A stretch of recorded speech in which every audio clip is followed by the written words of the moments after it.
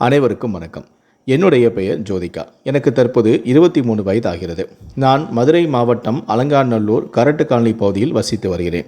என் கணவனுடைய பெயர் சரவணன். அவருக்கு 30 வயது ஆகிறது. என் கணவன் செங்கல் சூளை காலவாசலில் சுமை தூக்கும் தொழிலாளியாக வேலை செய்து வருகிறார். எனக்கு 6 வயதில் ஒரு மகனும் 4 வயதில் ஒரு மகளும் இருக்கிறார்கள். எங்கள் தெருவில் டைல்ஸ்கள் பதிக்கும் வேலை நடந்தது. இந்த வேலையில் அலங்காநல்லூர் அருகே உள்ள வலசை கிராமத்தை சேர்ந்த மதன் என்கிற உடப்பன் 19 வயது கட்டிட தொழிலாளி வேலை செய்து கொண்டிருந்தார். அப்போது அவர் என்னிடமிருந்து குடிக்க தண்ணீரும் கேட்டார். நானும் அவருக்கு குடிக்க தண்ணீரும் கொடுத்தேன். மேலும் அவர் உணவு உண்ணும் போதும் கூட டீ டைமில் கூட என் வீட்டு வாசலில் வந்து உட்கார்ந்தார். நான் அப்போது அவருடன் சகஜமாக பேசி பழகினேன். அதன் பிறகு எங்கள் தெருவில் வேலையை முடித்துவிட்டு அருகில் இருக்கக்கூடிய மற்ற பகுதிகளெல்லாம் அவர் வேலை செய்து கொண்டிருந்தார். எப்போதுமே செங்கல் சூளையில் வேலை செய்யும் என் கணவனுக்கு நான் தான் சாப்பாடு கொண்டு செல்வேன். அப்படி என் கணவனுக்கு நான் சாப்பாடு கொண்டு சென்றபோது எங்கள் பகுதியில் இருக்கக்கூடிய மற்ற ஏரியாக்களில் வேலை செய்த உடப்பனை நான் மீண்டும் மீண்டும் சந்திக்கவும் நேர்ந்தது. இதனால் நான் அவருடன் மீண்டும் மீண்டும் பேசி பழகவும் வந்தேன். ஒரு கட்டத்தில் நாங்கள் இருவரும் எங்களுடைய செல்போன் எண்ணையும் பரிமாறிக்கொண்டோம். அதன் பிறகு நான் அவரிடம் நீண்ட நேரமாக பேசி பழகி வந்தேன். இந்த பழக்கமானது எங்களுக்குள் தகாத உறவாக மாறியது. அதன் பிறகு நான் உடப்பனுடன் உல்லாசமாக இருக்கவும் ஆசைப்பட்டேன்.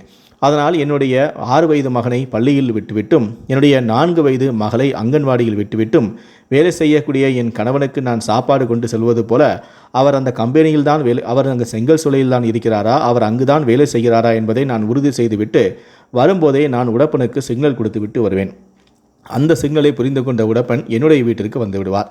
அதன் பிறகு என்னுடைய வீட்டில் யாரும் இல்லாத சமயத்தில் நானும் அவரும் உல்லாசமாக இருக்கவும் ஆரம்பித்தோம். இப்படியே அந்த எங்கள் ஏரியாவில் அந்த பணி முடியும் வரை நானும் உடப்பனும் உல்லாசமாக இருக்கவும் ஆரம்பித்தோம். அதன் பிறகு எங்கள் பகுதியில் வேலையை முடித்துவிட்டு உடப்பன் வேறு பகுதிக்கு வேலைக்கு சென்ற பிறகு கூட நான் என்னுடைய மகனை பள்ளியிலும் என்னுடைய பிள்ளையை அங்கன்வாடியிலும் விட்டுவிட்டு என் கணவர் எப்போதும் போல வேலைக்கு சென்று விட்டாரா என சாப்பாடு கொடுப்பது போல் உறுதி செய்துவிட்டு மீண்டும் என்னுடைய கள்ளக்காதலான மதனை வீட்டுக்கு அழைத்து அவனுடன் உல்லாசமாக இருந்து வந்தேன்.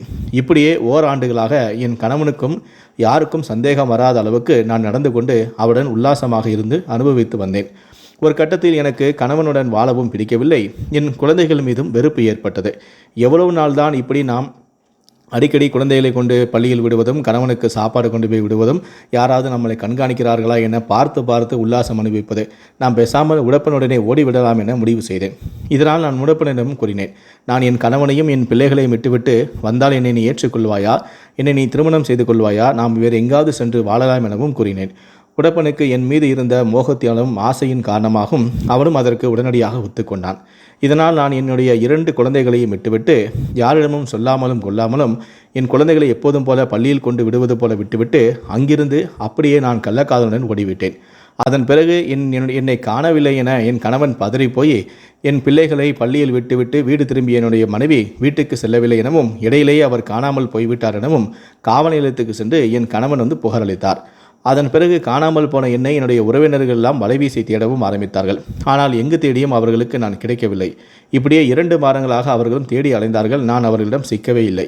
2 மாதத்துக்கு பிறகுதான் காவல்துறை நான் உடப்பனுடன் தனியாக வசித்து வருவதை தெரிந்து கொண்டார்கள். அதன் பிறகு என்னையும் உடப்பனையும் காவல் நிலையத்துக்கு அழைத்து சென்றார்கள். இந்த தகவலை கேள்விப்பட்ட உறவினர்களும் காவல் நிலையத்துக்கு வந்துவிட்டார்கள். அதன் பிறகுதான் என் கணவனுக்கு நான் தகாத உறவில் இருந்ததும் என்னை விட 4 வயது சிறியவனான உடப்பனுடன் நான் தகாத உறவில் இருந்ததும் அவன் எங்கள் பகுதிக்கு வேலைக்கு வந்தபோது சாப்பாடு கொண்டு வரும்போது அவனுக்கும் எனக்கும் பழக்கம் ஏற்பட்டு நாளைவில் கள்ளக்காதலாக மாறியதாலும் நான் அவனுடன் சென்று விட்டதையும் தெரிந்து என் கணவன் அதிர்ச்சி அடைந்தான்.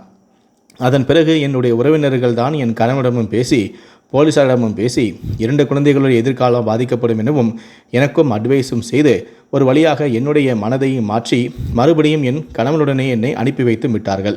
போலீசாரும் என்னுடைய கள்ளக்காதலான உடப்பனையும் எச்சரித்து அவனையும் அனுப்பி வைத்து விட்டார்கள். அதன் பிறகு நான் மீண்டும் என் கணவனான சரவணனுடன் குடும்பம் நடத்தவும் ஆரம்பித்தேன். ஆனால் இதை சரவணன் ஏற்றுக்கொள்ளவே இல்லை. நான் வேறொருவருடன் கள்ள தொடர்பிலிருந்து அவருடன் 2 மாதம் குடும்பம் நடத்திவிட்டு வந்ததை என் கணவனால் ஏற்றுக்கொள்ள முடியவில்லை. அவர் என் மீது கடுமையான ஆத்திரத்திலும் இருந்தார். நான் உறவினர்களின் கட்டாயத்தில்தான் நான் சரவணுடன் வாழவும் சம்மதித்தேன். அதே போல சரவணும் உறவினர்களுடைய கட்டாயத்தில்தான் என்னையும் ஏற்றுக்கொண்டு வாழ ஆரம்பித்தார்.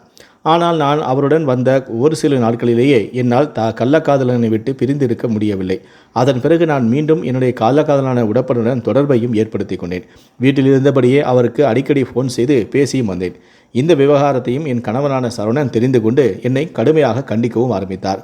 ஒரு கட்டத்தில் ஏற்கனவே என் மீது ஆத்திரத்தில் இருந்தவர் என்னை அடிக்கவும் செய்தார். இதனால் கோபத்தின் உச்சிக்கே சென்ற நான் இதற்கு மேல் சரவணனை உயிரோடு விடக்கூடாது, என்னுடைய கள்ளக்காதலுக்கு இடையராக இருக்கும் அவரை தீர்த்து கட்ட வேண்டும் என முடிவு செய்தேன். இதற்காக என்னுடைய கள்ளக்காதலான உடப்பனிடம் இது குறித்து நான் தெரிவித்தேன். என்னுடைய கணவன் உயிரோடு இருக்கும் வரை நாம் சேர்ந்து வாழ முடியாது. அதனால் இடையராக இருக்கக்கூடிய என் கணவனை எப்படியாவது கொலை செய்ய வேண்டும் என நாங்கள் முடிவு செய்தோம். அதன்படி அன்று இரவு ஆழ்ந்த தூக்கத்தில் என் கணவன் இருக்கும்போது அதிகாலை வேளையில் என்னுடைய கள்ளக்காதலான உடப்பனையும் என் வீட்டிற்கு அழைத்தேன். அவன் வரும்போதே அவருடைய நண்பனையும் என்னுடைய வீட்டிற்கு அழைத்து வந்தான். அந்த சமயத்தில் என் கணவன் ஆழ்ந்த தூக்கத்தில் இருந்தான்.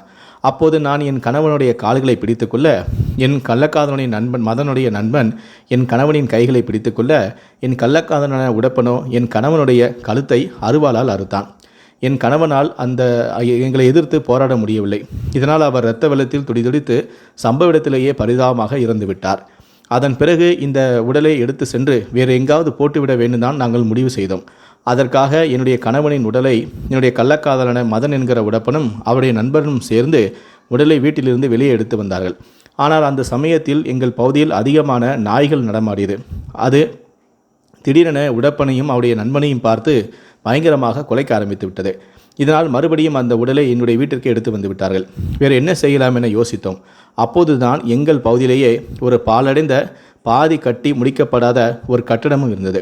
அந்த கட்டடத்திற்கு கொண்டு போய் போட்டு விடலாம் என முடிவு செய்து அன்று இரவோடு இரவாகவே உடப்பனும் அவருடைய நண்பனும் சேர்ந்து என்னுடைய கணவனின் உடலை எடுத்து அந்த கட்டடத்து பகுதியில் கொண்டு வீசிவிட்டு ஒன்றும் தெரியாது போல அங்கிருந்து எஸ்கேப் ஆகிவிட்டார்கள். அதன் பிறகு விடிந்ததும் அந்த கட்டிடத்தில் என்னுடைய கணவனின் உடலை பார்த்த ஊர் மக்கள் எல்லோரும் அதிர்ச்சி அடைந்து உடனடியாக அங்கு கூடிவிட்டார்கள். எனக்கும் தகவல் தெரிவிக்கப்பட்டது. நானும் எதுவும் தெரியாதது போல நாடகம் ஆடினேன். உடனடியாக என்னுடைய கணவர் இருந்த தகவல் போலீசாருக்கு தெரிவிக்கப்பட்டது. போலீசாரும் சம்பவ இடத்திற்கு வந்து விசாரணையை மேற்கொண்டனர். என்னுடைய கணவனின் உடலையும் கைப்பற்றி பிரேத பரிசோதனைக்காக மருத்துவமனைக்கு அனுப்பி வைத்தனர். அதன் பிறகு என்னிடம் வந்து விசாரணை செய்தனர். அப்போது நான் போலீசாரிடம் ஏற்கனவே எனக்கும் கணவனுக்கும் கருத்து வேறுபாடு இருந்தது. அதனால் அவர் எப்போது வீட்டுக்கு வந்தால் எனக்கென நான் இருந்தேன். அதனால் நான் சீக்கிரமாகவே சாப்பிட்டு விட்டு தூங்கிவிட்டேன். என் கணவர் வரும் வரை நான் காத்திருக்கவில்லை. அதனால் எனக்கு என்ன நடந்தது என்று தெரியாது என நான் போலீசாரிடம் நாடகம் ஆடினேன். அதன் பிறகு போலீசார் எங்கள் பகுதியில் பொருத்தப்பட்டிருந்த சிசிடிவி காட்சிகள் எல்லாம் கைப்பற்றி ஆய்வு செய்தனர். அப்போதுதான் கொலை சம்பவம் நடந்த அன்று இரவு 2 மர்ம நபர்கள் நடமாடியது போலீசார் கண்டுபிடித்தனர். அதன் பிறகு அந்த 2 மர்ம நபர்கள் யார் என போலீசார் தீவிரமான விசாரணையிலும் இறங்கினர். அந்த நேரத்தில் அந்த பகுதியில் செல்போன் நம்பரை ஆய்வு செய்து என்னுடைய கள்ளக்காதலான உடப்பன்தான் இந்த கொலையை செய்தார் என்பதையும் போலீசார் கண்டுபிடித்து விட்டனர். அதன் பிறகு சுற்றி வளைத்து தனிப்படைகள் அமைக்கப்பட்டு என் கள்ளக்காதலான உடப்பன் கைது செய்யப்பட்டார். அதைத் தொடர்ந்து அவருடைய நண்பரையும் போலீசார் கைது செய்தனர். அவர்கள் இருவரையும் கைது செய்து வந்து எதற்காக இங்கு வந்தீர்கள் என போலீசார் விசாரணை மேற்கொள்ளும் போதுதான் என்னுடைய கள்ளக்காதலுக்கு இடையராக இருந்ததால் நான் தான் அவரை வரவழைத்தேன் என போலீசாரிடம் அவர்கள் வாக்குமூலம் அளித்தனர். அதையடுத்து அவர்களை கைது செய்த போலீசார் அவர்கள் கொடுத்த வாக்குமூலத்தின் அடிப்படையில் நாடகமாடிய என்னையும் போலீசார் கைது செய்து காவல் நிலையம் அழைத்து சென்றனர். உறவுக்கு இடையராக இருந்ததால் கள்ளக்காதனை அதிகாலையில் வீட்டிற்கு வரவழைத்து என் கணவனை கொலை செய்த சம்பவம் ஊர் முழுவதும் தெரிந்துவிட்டது. இதனால் அனைவருமே அதிர்ச்சி அடைந்தனர். இதையடுத்து போலீசார் என்னையும் என்னுடைய கள்ளக்காதனையும் அவருடைய நண்பரையும் நீதிமன்றத்தில் ஆஜர்படுத்தி எங்கள் மூவரையும் சிறையில் அடைத்துவிட்டனர். தற்போது என்னுடைய 2 குழந்தைகளுமே அப்பா அம்மா இல்லாமல் ஆதரவின்றி தவித்திருக்கிறார்கள். இந்த சம்பவத்தை பற்றிய உங்களுடைய கருத்துக்கள் என்ன அப்படிங்கிறத கீழே இருக்கக்கூடிய கமெண்ட் செக்ஷனில் மறக்காமல் சொல்லுங்கள். முடிந்த அளவுக்கு இந்த வீடியோவை மற்றவங்களுக்கும் ஷேர் பண்ணுங்கள். மேலும் இது போன்ற பல வீடியோக்களை பார்க்கணும் அப்படின்னு வச்சிங்கன்னா மறக்காமல் சேனலை சப்ஸ்கிரைப் பண்ணுங்கள். நன்றி, வணக்கம்.